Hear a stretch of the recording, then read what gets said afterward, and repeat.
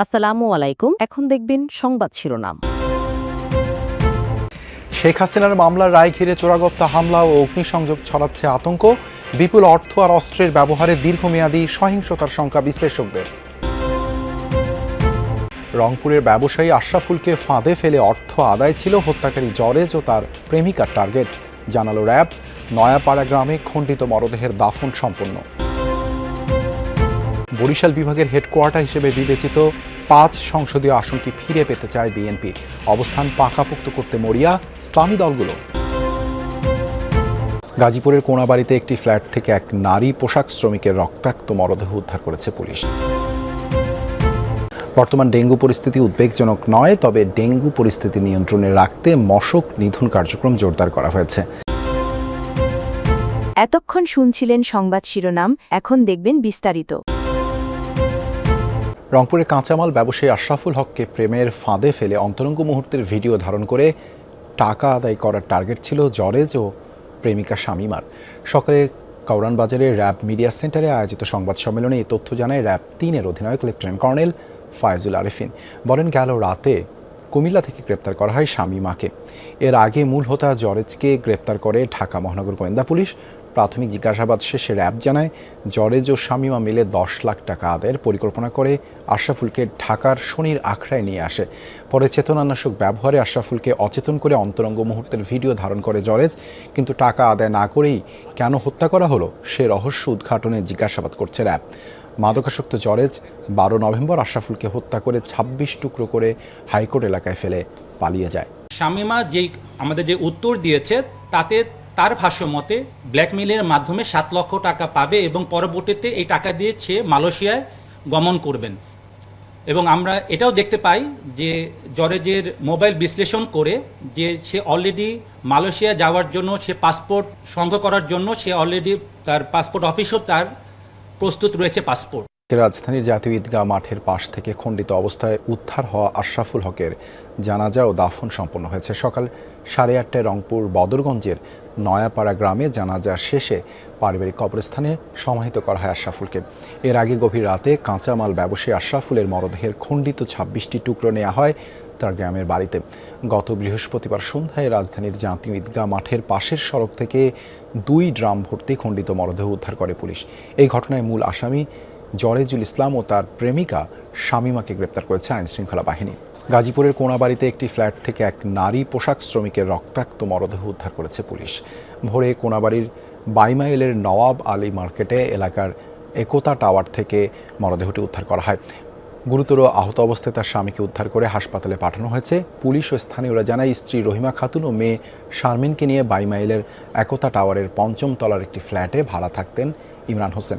গত রাতে দুর্বৃত্তরা ওই বাসায় প্রবেশ করে এই দম্পতিকে এলোপাতাড়ি কুপিয়ে পালিয়ে যায়।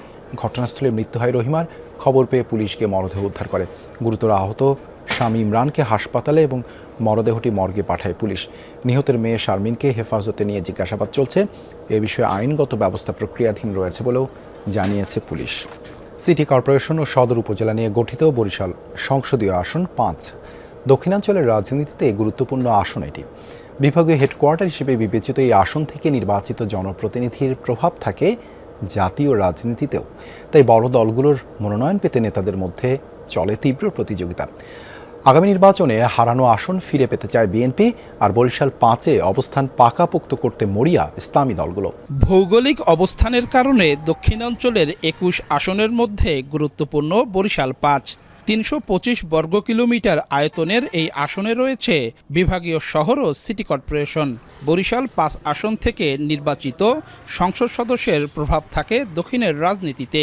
এছাড়া সরকারের দায়িত্বশীল পদেও থাকেন এই আসনের বিজয়ী প্রার্থী।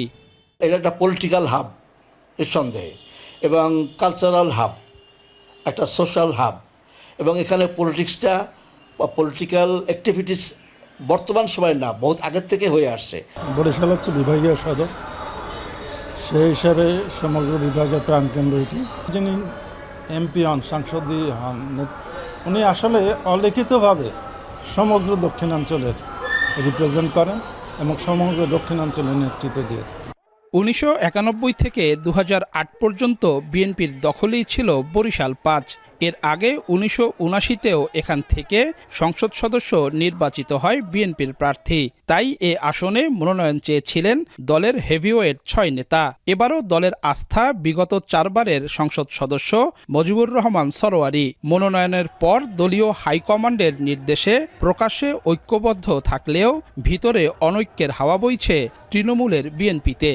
ইসলামী আন্দোলন বাংলাদেশের মূল কেন্দ্র চরমোনাই দরবার শরীফ বরিশাল সদর উপজেলায়, তাই তাদের জন্য গুরুত্বপূর্ণ এই আসন।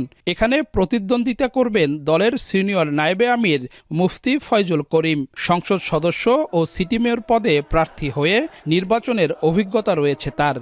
আমি মনে করি ওই পুরানো অঙ্কে অমুকের এত ভোট ছিল, তমুকের তত ভোট ছিল, এগুলো আসলে কিছু না। মানুষ যেহেতু নতুনভাবে অঙ্ক করতে শিখছে, এখন নতুন অঙ্ক কষবে। আগের যে সমস্ত হিসাব কিতাব এগুলো সব বাদ হয়ে যায়। দীর্ঘদিন পর নির্বাচনের মাঠে বাংলাদেশ জামায়াতে ইসলামী। বরিশাল 5 আসন থেকে প্রার্থী হয়েছেন দলের সহকারী সেক্রেটারি জেনারেল মুয়াজ্জেম হোসাইন হেলাল। ভোটের মাঠে জয়ের ব্যাপারে আশাবাদী তিনি।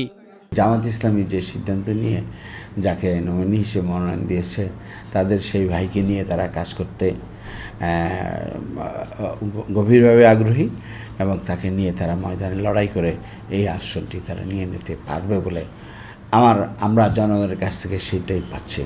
বরিশাল 5 আসনে মোট ভোটার সংখ্যা 4,93,950, নারী ভোটারের সংখ্যা 2,47,000 এবং পুরুষ ভোটার 2,46,943। হিজড়া ভোটার আছেন 7 জন। বর্তমান ডেঙ্গু পরিস্থিতি উদ্বেগজনক নয়, তবে ডেঙ্গু পরিস্থিতি নিয়ন্ত্রণে রাখতে মশক নিধন কার্যক্রম জোরদার করা হয়েছে, এমনটাই জানিয়েছেন ঢাকা দক্ষিণ সিটি কর্পোরেশনের প্রশাসক মোহাম্মদ মাহমুদুল হাসান। সকালে রাজধানীর শনির আখড়ায় বিশেষ পরিচ্ছন্নতা ও মশক নিধন অভিযানে এ কথা জানান তিনি। বলেন, জরিমানা কোনো সমাধান নয়, প্রয়োজন জনসচেতনতা। এডিস লার্ভা প্রতিরোধে সচেতনতা বৃদ্ধিতে নিয়মিত অভিযান পরিচালনা করছে ঢাকা দক্ষিণ সিটি কর্পোরেশন। এর অংশ হিসেবে আজ 400 পরিচ্ছন্নতা কর্মী শনির আখড়া এলাকায় অভিযানে অংশ নেয়। ঢাকা দক্ষিণ সিটির প্রশাসক জানান, খাল ও নর্দমাগুলো নিয়মিত পরিষ্কারে এই ধরনের অভিযান অব্যাহত থাকবে। এ যেন প্রশাসনের ছত্রছায়ায় চাঁদাবাজি। নোয়াখালীতে সরকারি খাস জমি ইজারা দেয়া হচ্ছে হাট বাজারের জন্য, অথচ নির্ধারণ করে দেয়া হচ্ছে না টোলের পরিমাণ। এই সুযোগে যানবাহন থেকে ইচ্ছে মতন টোল আদায় করছে ইজারাদাররা। এমনকি বাজার ছাড়িয়ে পার্শ্ববর্তী সড়ক থেকেও টোলের নামে চাঁদাবাজি চলছে। কেউ দিতে অস্বীকৃতি জানালে গাড়ি ভাঙচুরের পাশাপাশি করা হয় মার। নোয়াখালীর সরকারি খাস জায়গা হাট বাজারের জন্য ইজারা দেয় উপজেলা প্রশাসন। উদ্দেশ্য থাকে কিছু রাজস্ব আদায়ের, কিন্তু এই ইজারাই এখন পরিবহন সংশ্লিষ্ট ও ব্যবসায়ীদের গলার কাটা হয়ে দাঁড়িয়েছে। এ সকল হাট বাজারের ব্যবসায়ী ও পরিবহন থেকে টোল আদায় করে থাকেন ইজারাদাররা। অভিযোগ রয়েছে, উপজেলা প্রশাসন থেকে টোলের পরিমাণ নির্ধারণ করে না দেয়ায় আদায় করা হয় বাড়তি টাকা। অভিযুক্তদের দাবি, যতটুকু খাস জমি ইজারা দেয়া হয় সেখানে বাজার বসিয়ে লাভ হয় না, তাই মহাসড়কের পাশ থেকেও নেওয়া হয় টোল। 80 লাখ টাকা নিছে বাজার ইজারাদার। খাসের জায়গা ওখানে কম, খাসের জায়গা নাই বলতে বোঝা যায়। আর আপনার ওই যে হাইওয়ে সাইডে বসি কিছু খাজনা টাজনা আমরা নিচ্ছি,